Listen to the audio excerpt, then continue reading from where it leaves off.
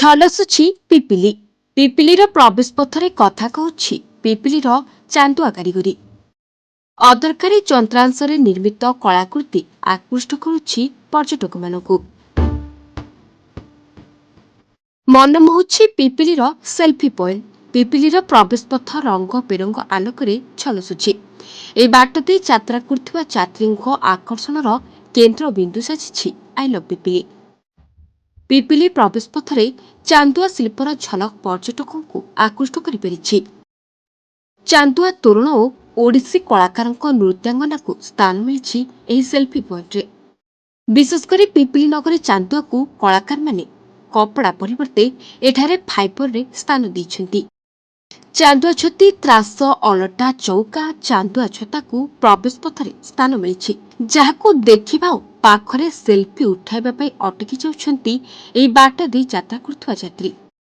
ପିପିଲିର ଗୌରବ ଚାନ୍ଦୁଆ ଶିଳ୍ପର ବାର୍ତ୍ତା ବାଣ୍ଟୁଥିବା ଏହି ଚାନ୍ଦୁଆ ତୋରଣ ଟେରାକୋଟା କାରୁକାର୍ଯ୍ୟ ଚାନ୍ଦୁଆ ପ୍ରତି ଆକୃଷ୍ଟ କରିପାରିଛି। କେବଳ ଚାନ୍ଦୁଆ ଶିଳ୍ପକୁ ନୁହେଁ, ଅଦରକାରୀ ଯନ୍ତ୍ରାଂଶରେ ପ୍ରସ୍ତୁତ କରାଯାଇଥିବା ଘୋଡ଼ା ମଧ୍ୟ ମୁଖ୍ୟ ଆକର୍ଷଣର ବିନ୍ଦୁ ପାଲଟିଛି।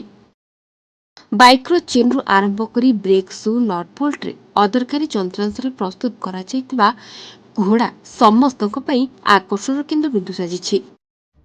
ଆମର ମାନେ ସବୁ ତ ଫାଇବରରେ ହେଉଛି, ବ୍ରଞ୍ଜରେ ହେଉଛି କି ଷ୍ଟିଲରେ ହେଉଛି, ଅନ୍ୟ ସବୁ ମେଟେରିଆଲ ହେଉଛି, କିନ୍ତୁ ଆମେ ଏଇଟାକୁ ନେଇଛୁ କି ସ୍କ୍ରାପ୍ ମେଟାଲ କି ଯେଉଁଟା ମାନେ ୱେଷ୍ଟେଜ୍, ଯେଉଁଟା ବାଇକ୍ ହେଉ କି ସାଇକେଲ ହେଉ କି ଗାଡ଼ି ହେଉ, ଯେଉଁଟା ଆମ ୱେଷ୍ଟେଜ୍, ଯେଉଁଟାକି ଆମର କବାଡ଼ିରେ ବିକ୍ରି କରିଦେଉଛନ୍ତି ଲୋକ, ଆମେ ସେ ୱେଷ୍ଟେଜ୍ରେ କିଛି ମାନେ ନୂଆ ଦେଖିବା ପାଇଁ ଚେଷ୍ଟା କରିଛୁ।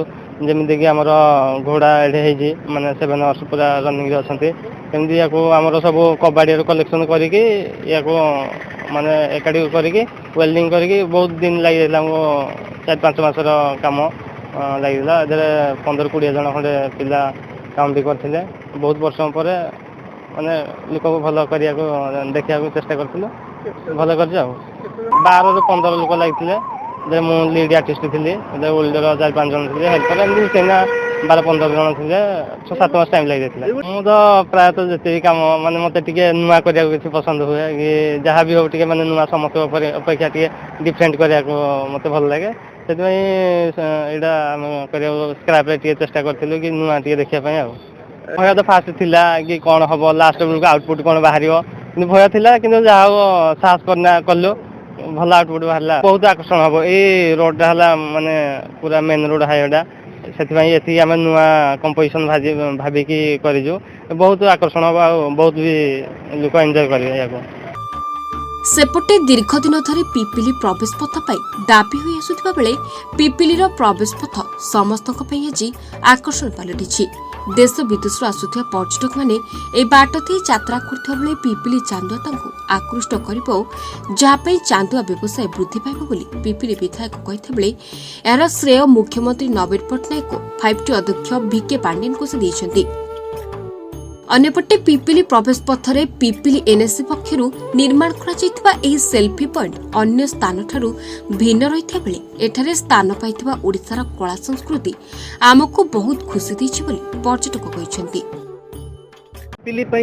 ପିପିଲି ଓଡ଼ିଶା ଆମେ ଯେତେ ଛୋଟବେଳୁ ପୁରାତନ କାଳରୁ ରହିଆସି ପିପିଲିରେ ଚାନ୍ଦୁଆ, ଆଉ ଆମେ ଯେତେବେଳେ ଯିଏ ବି ଆମେ ପୁରୀ ଆଗରୁ ଯାଉଥିଲୁ ପିପିଲି ଭିତରେ ଦେଇ ହିଁ ଯାଉଥିଲୁ, ଚାନ୍ଦୁଆରୁ କିଛି ନା କିଛି ଜିନିଷ କିଣିକି ନେଉଥିଲୁ। ଯେବେଠୁ ବାଇପାସ୍ ହେଇଗଲାଣି ବହୁତ ଲୋକ ଚାନ୍ଦୁଆ କିଣିବାକୁ ଚାହିଁଲେ ବି ବାଇପାସ୍ରେ ପଳଉଛନ୍ତି, ଭୁଲି ଯାଉଛନ୍ତି। ତ ମୋର ପ୍ରଥମ ଯେତେବେଳେ ମୋତେ କୁହାଯାଇଥିଲା ପିପିଲି ପାଇଁ ଗୋଟେ ଏଣ୍ଟ୍ରାନ୍ସ ଗେଟ୍ କିଛି ଡିଜାଇନ୍ କରିବା ପାଇଁ, ତ ମୋ ମୁଣ୍ଡରେ ପ୍ରଥମେ ଆସିଥିଲା କ'ଣ କରିବା, ଯାହାକୁ ଦେଖିଲେ ଲୋକଙ୍କ ଭିତରେ ଯେଉଁମାନେ ଯାଉଥିବେ ପୁରୀ ସେମାନଙ୍କ ମନେ ପଡ଼ିବ ପିପିଲି ଏଠି ଅଛି ବୋଲି।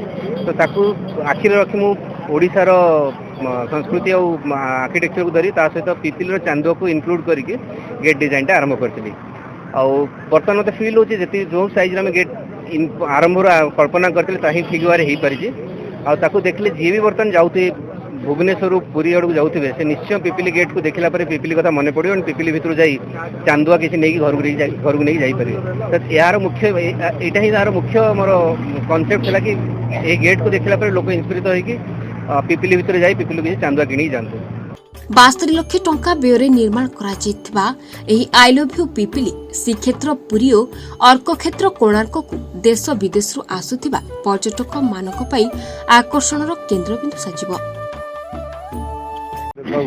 ଆମର ଗୋଟେ ଲକ୍ଷ୍ୟ ଥିଲା ପିପିଲି ପ୍ରସିଦ୍ଧ ଚାନ୍ଦୁଆକୁ ଗୋଟେ तार प्रवेश पथरे केମିତି सौंदर्यकरण करी गोटे गेट माध्यम गोटे आकार दबा एवं ताकू खूब सुंदर भाव में समस्त आर्टिस्ट माने ताकू वास्तविक रूप देइछंती जेहेतु एटा पुरी माने पिपिलीटा भुवनेश्वर एवं पुरी रो हार्ट कहया को गले अत्युक्ति हबो नाही बहुत खाली आम देशर नुहे देश बाहर मध्य बहुत टूरिस्ट माने आसुचंती मोर आशा एवं विश्वास समस्त को आमर प्रवेश पथ पिपिलीर एंट्रांस भल लगे एवं आशा और विश्वास समस्त सहयोग आम मेंटेन कर जहाँ सब बड़ चैलेंज वास्तविक रूप में बर्तमान रही पिपिली चांदुआ थीम टाटे तैयारी पिपिली हूँ विश्व प्रसिद्ध चांदुआ आमर जो चांदुआ व्यवस्था बाईपास जीवर चांदुआर व्यवस्था जोटा कमी जाइए लोक सीधा पढ़ुले यहाँ माने देखापी गोटे है जहाँ जापर या भितर चांदुआ दुकान अच्छी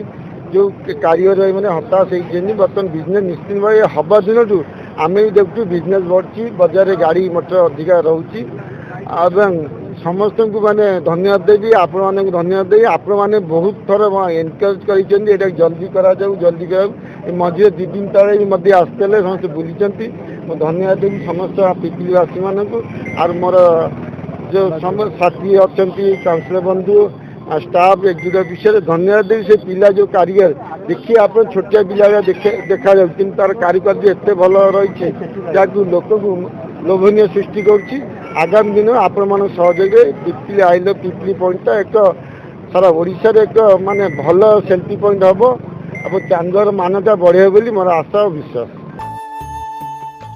गोपुर जयंत कुमार सेट्टी रिपोर्ट टुडे।